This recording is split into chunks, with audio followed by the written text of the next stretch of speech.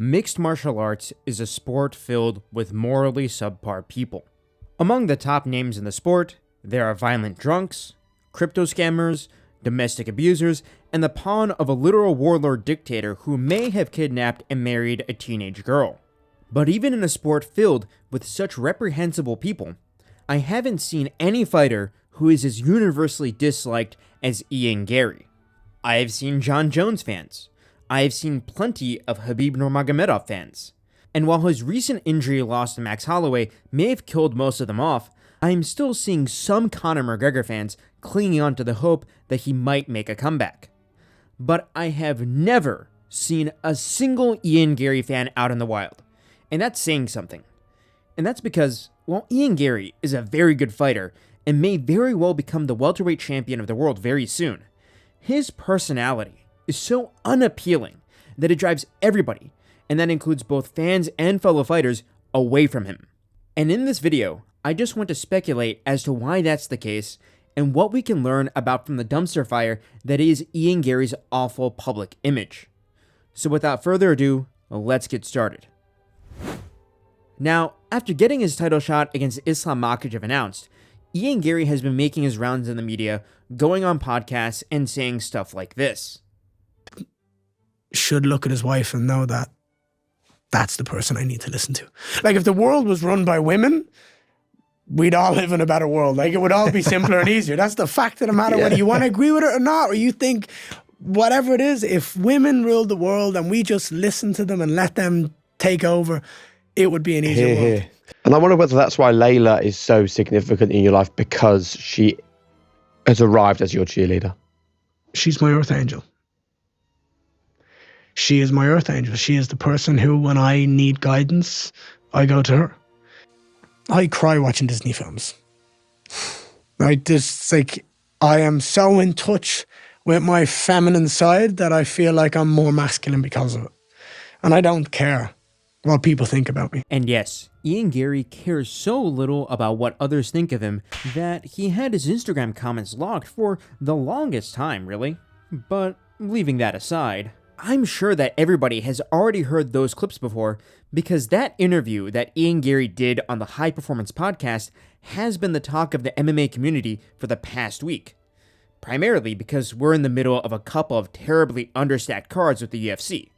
Like, seriously, who the hell asked for a Daniel Rodriguez main event in 2026? But anyways, everybody has made a video on Garry at this point. And frankly, I was discouraged from covering the subject because I thought that it was overdone. I made a video on why Garry is so hated 2 years ago, in fact, and I think that the reasons there have aged quite well. And that's why nothing about the newest podcast he did surprised me. Wow, Garry, the man who married a 40-year-old single mother who wrote a book called How to Be a Wag, a tutorial on how to drain financial resources from young athletes, and who said this about him. Interesting. See, I'm one of those girls who's terrible at being single. That's the first thing. I end up in relationships when I didn't want to, right? This was meant to be a one-night stand, and that's not very well at all. Who then proceeded to hire his wife's ex-husband as his nutritionist, who then put him on a vegan diet, and then when all this stuff came into the media spotlight, was publicly humiliated by Layla on Instagram, and even seemed to enjoy the public humiliation in a way that Garry went onto a podcast and said some stuff that's straight out of a second-wave feminist manifesto.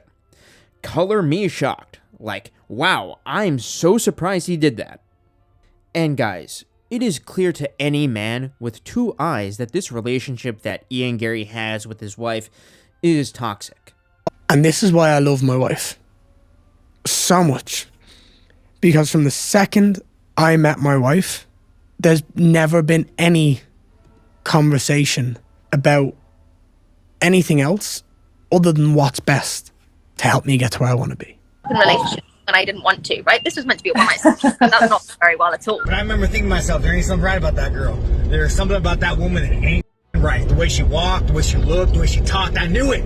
Now I'm finding out you're 26, she's 40, the ex-husband lives with you, you took the last name, wrote a book on how to be a wag. I didn't know what a wag was until now, dude.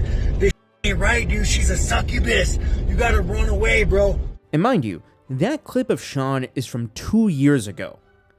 everybody has been aware that Ian has this strange, obsessive relationship with Layla, referring to her with terms like, she's my earth angel. She is my earth angel. And stuff like that. The way that Ian Garry speaks about Layla would almost make you believe that she is a divine being, and the way he submits to her in every aspect of his life is quite bizarre.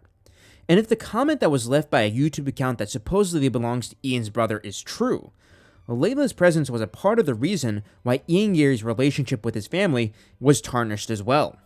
However, just pointing out the fact that they have a strange relationship doesn't explain the reason why he receives all of the negative feedback he does from the MMA community. As I said in the opening segment of this video, there are fighters who have done and said far more reprehensible things than Ian Garry. Khabib Nurmagomedov is a multiple-time crypto scammer who has more crypto scams than title defenses, and is a terrorism apologist, which are facts that I've covered in a previous video on my channel. Conor McGregor is a serial adulterer, a cocaine abuser, has had multiple violent incidents where he assaulted people in public in the past, and has been found civilly liable for infractions I can't mention here.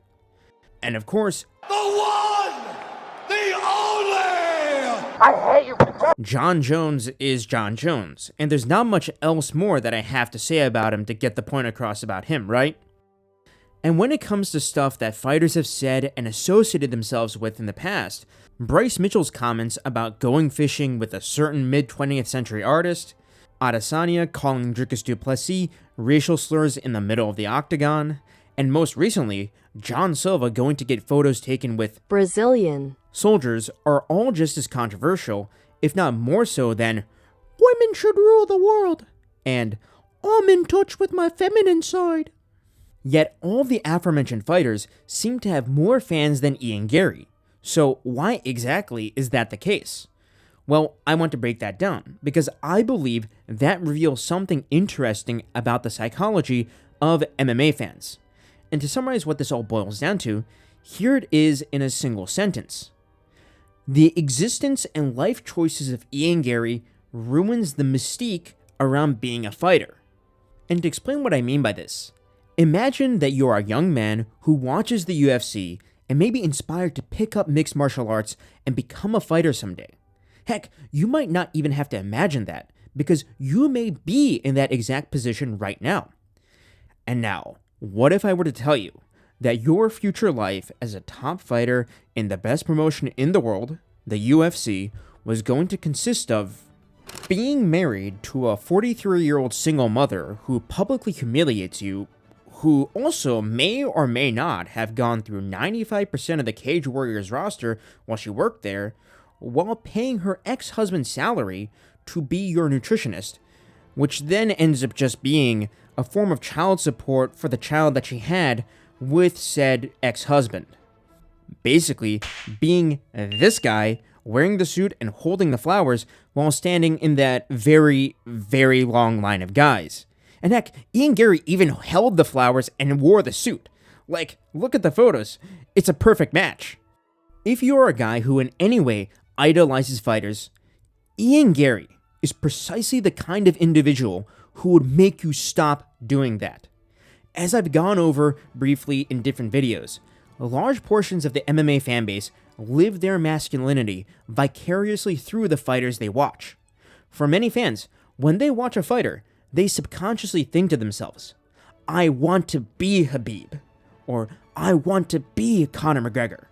And that even applies to horrible people like Jon Jones, because while Jon Jones is a horrible individual who quite literally abuses his wife, he is still very clearly in charge of his own life. He is still the master of his own destiny. But with Ian Garry, I doubt there's a single male fan out there who looks at Ian Garry and says, I want to be that guy. And that is because, while being a fighter is one of the most masculine professions you can have, having your personal life locked down by an older woman who publicly humiliates you, who then has you paying the salary of the man who she had a child with from a previous marriage, that takes the shine off of being a fighter. Basically, fanboying over a terrorism apologist crypto scammer and a wife-beating roid cheat is infinitely more palatable to your average MMA fan than backing a cold. And let me tell you, someone who thinks exactly like Ian Garry will say, well, that reveals the toxic masculinity that's behind the MMA fanbase, and we need to change that. And here's the thing, there is some inkling of truth to that statement. The entire community, with virtually zero exceptions, is reacting with visceral disappointment and disgust to Ian Garry's podcast interview. And that's including the boss man himself, Dana White, who posted recently, "The only toxic masculinity is the lack of masculinity" on Instagram.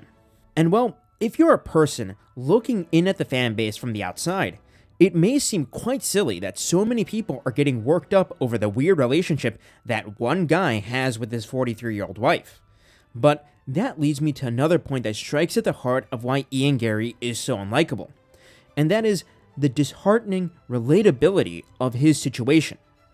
If you're a guy living in the 21st century, in the modern, digitized world, you would have likely encountered an Ian Garry in your own personal life, or at one point or another, even been in the position that Ian Garry is currently in. We have all likely dealt with a woman, or even multiple women, who exhibit the exact traits that Layla Machado does. A promiscuous woman who posts scantily clad photos of herself openly on Instagram to farm male attention. A woman who openly and unashamedly says that her current husband was supposed to be a one-night stand. A woman who takes pride in siphoning financial resources from her partner. A woman who sinks her claws so deeply into your psyche that you feel financially obligated to not only care for her offspring, but for her previous husband as well. While most of us guys don't know what it's like to step into the 8-sided cage for a fistfight, every man knows what it's like to deal with a Layla Machado in our own lives.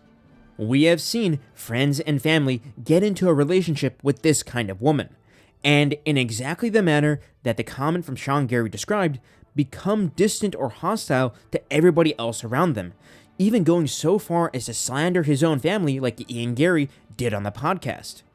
And what may be particularly frustrating is seeing a woman like Layla basically get away with it all. Very soon, she may be married to the welterweight UFC champion of the world, from whose fight purse she will extract money to pay her ex-husband. And even if Ian and Layla's marriage were to fall apart at some point because she self-admittedly end up in a relationship when I didn't want to, right? She is guaranteed to get half of his wealth. And this is what makes Ian Garry such an unlikable personality despite being a high-level fighter. It's not that he's unrelatable. On the contrary, he's probably the most relatable fighter on the roster. It's just that he's relatable in the worst way imaginable. We have all experienced interacting with that one guy, or have even been that guy who ends up getting in a relationship with the wrong woman. And that is why everybody is telling Ian to leave her for the sake of his career. But he won't listen, having turned off his Instagram comments and everything. So yes, that's the collective thought process behind why Ian Garry is so unlikable. Due to being in a very clearly toxic and manipulative relationship, Ian Garry ends up being relatable to fans in the worst way possible, and ends up stripping away the mystique and the appeal of being a top fighter. Like seriously, would you want to be a world champion if it meant taking brain damage to financially support your wife's ex-husband and his child? And as a consequence, Ian Garry ends up being one of the very few fighters that you don't want to be as a fan at a visceral level. But anyways, that's the end of this video. Let me know what you guys think down below in the comments. Thank you for listening, and I commend you on having a great attention span if you made it to this point in this video. Goodbye.